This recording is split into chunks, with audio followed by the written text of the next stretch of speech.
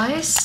Hi guys, yung nanay pala ni Sabina naglilinis diyan siya. So ako kakatapos ko lang sa baba. So ito guys, dahil nga sa may mga virus akong nababasa na naman guys. Pero hindi naman pwedeng hindi yun mawala, no, na mag-alala tayo kasi syempre alam nyo yun. Ako baga guys ay napa-research sa Google and ito ay yung ni Johan, vaccination card ni Johan nung baby pa siya. Pinapabaksin namin siya. Tinignan ko yung record ni Johan dito kasi kahit nung nag-aaral siya doon is andito yung mga naka-record sa school din kung anong vaccine na mga nilagay sa kanya o in-inject sa kanya. Tsaka yung nung baby pa siya talaga guys. So itong pertussis, kung tama ba ang pagkabigkas ko. So, nag-research ako dahil nga nagka-idea ako gawa nga nitong bunso namin. Naipakita ko ito sa kanya, yung mga na ituro kay Johan nung baby pa siya, kung ano ba ang mga ito. Kasi nga, medyo nag-alala ako, gawa nga na ito ay yung bago na ito is majority is targetin talaga yung mga bata. So, nag-worry ako ba? Kasi syempre, airborne ito.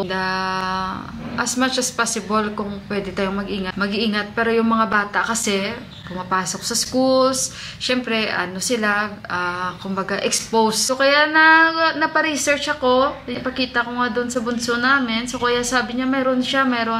So nung nalaman ko meron si Johan, parang hindi pa rin ako satisfied. Gusto ko makita kasi hindi ko man naintindihan ang mga to.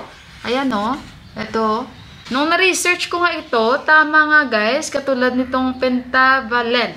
Ayan yung pentavalent. Teka lang guys, papakita ko lang sa inyo. So, nag-research ako dito sa Google and ayun, provides protection to a child from 5 life-threatening disease.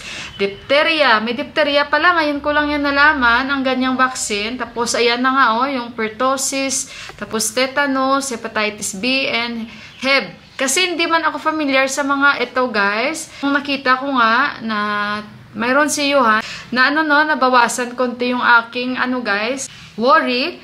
And ayun na nga, pero sabi nila kung pwede makapagpa-booster, magpa-booster. Pero dito sa Nepal para mahirap, lalong-lalo na ito mga pulmonary na mga vaccine. Hindi pa kami nag-i-inquire, pero at least sa atin may mga libre, 'di ba? Dito unless nung pandemic talaga na mayroon talaga from yun, hindi ko lang alam. And I hope ang ganitong vaccine, or wala akong idea kasi sa ngayon guys, yung vaccine lang nila niyon is for measles yun at hindi para sa mga ganito.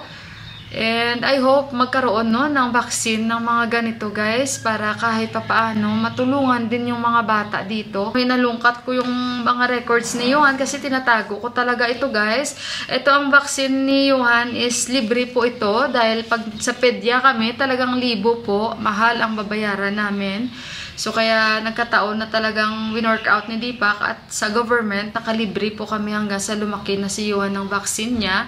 And syempre, sa school din, malaking tulong din yung pagbabaksin.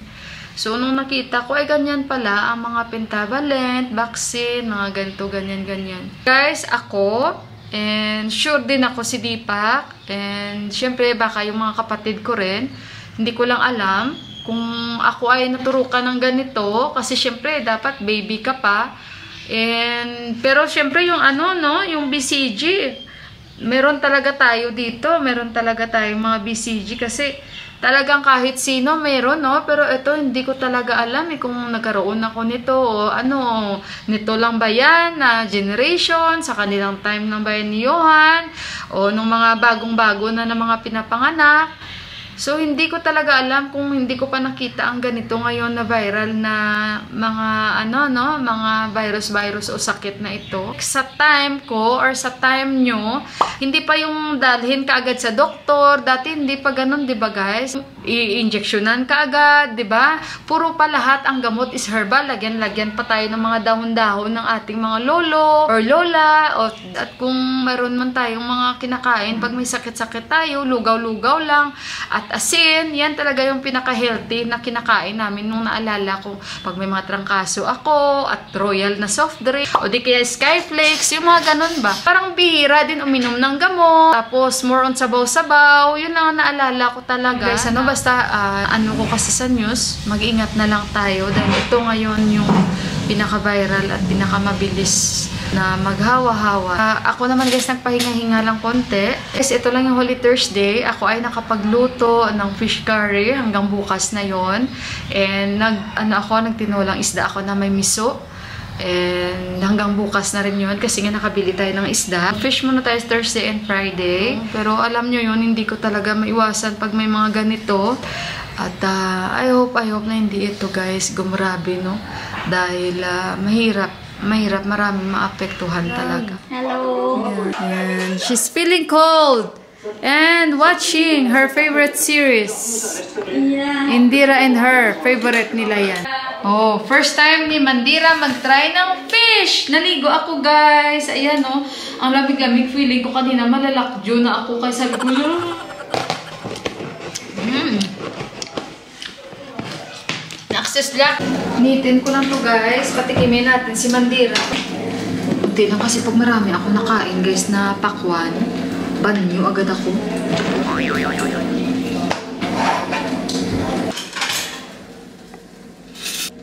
You want to eat rice? Only this? Yeah. You want 2 piece?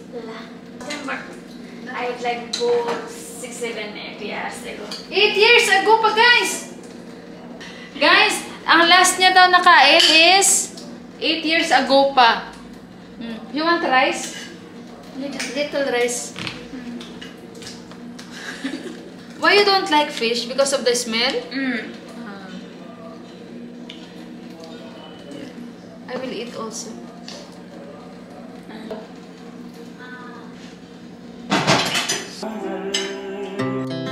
Our hearts beat to the city streets. We began to feel the fire. We rise like tall buildings as the chemicals they take us higher.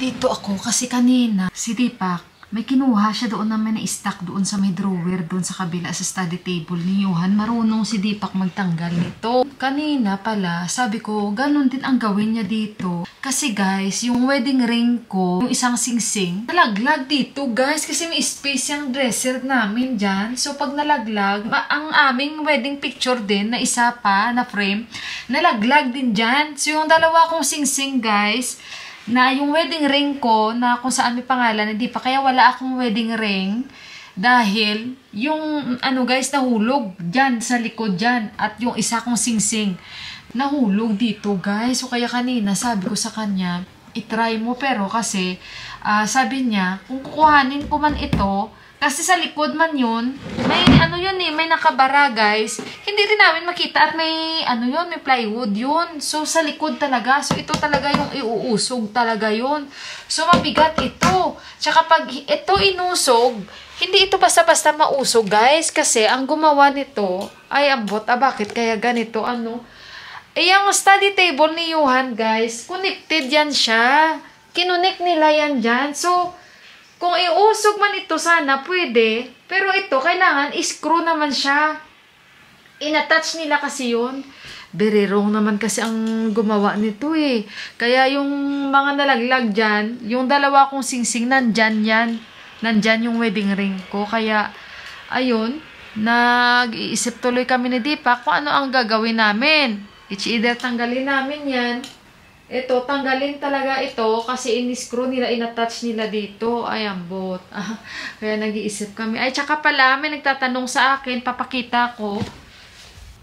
Ito yung castor oil na nabili ko, 200 rupees ito kasi nga may nagtatanong dyan sa comment. Ayan, yung comment niya. So, ito na po, ma'am, yung aking nabiling castor oil. May nag-comment din sa akin na cold press castor oil. So, ito ba? Hindi ba ito cold press na castor oil? At ngayon ko lang nalaman sa comment nyo na pwede pala itry muna sa skin kung may allergic reaction. May mga ganon pala. Hindi ko kasi alam yun. So, salamat sa mga comments nyo. And yung cold press na yan, hindi ko talaga alam yan. And ito, basa ko kagabi, may nakalagay siya about lang sa scalp. So, ayun, sa nagtatanong po, yan yung aking castor oil. Tsaka sa mga naghihingi po ng aking ingredients, sa mga tinapay, sa mga siopaw. Nag-YouTube lang talaga ako. Hanapin ko yung channel na kung saan ko yung kinuha. Parang Yummy Kitchen ata ang pangalan nun. At yung isa, kasi foreigner yung asawa ng kabayan na yon, hindi ko natanda yung kanyang ano eh. Hindi ko man kasi yan guys kinakapi sa notebook. Yun ang problema sa akin. Pero yung mga iba, kinakapi ko siya like sa mga puto ko. Pero yung mga puto paw, siopaw, in-screenshot ko lang yung ingredients. So, yun, minsan pag nag-ano ako sa mobile ko, hindi ko na makita. Kaya hindi ako makaka-reply sa inyo kasi nakakalimutan ko anong channel ko yung nakita.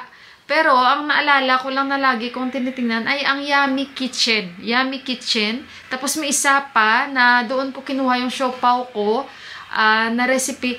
At yung sa tinapay, guys, hindi ko natanda talaga saan ko siya nakita. Pero, hinahanap ko dahil nadidelete ko sa aking mobile yung mga nai-screenshot ko, guys. Kaya, hindi ko sa inyo ma-share, no? Pero, wag po kayong mag-alala. At hanapin ko po yun dahil talagang hinahanap ko araw-araw para lang maano ko saan ko nakita yun. Diyan na si Johan, nakapag-snacks na rin siya. At mag-ingat po at ang ating mga anak. Ayan guys, magandang gabi muli sa inyong lahat at maraming salamat po sa oras na binigay nyo para lang mapanood itong vlog ko. Again, thank you so much. Bye, I love you. Maraming salamat. Good night.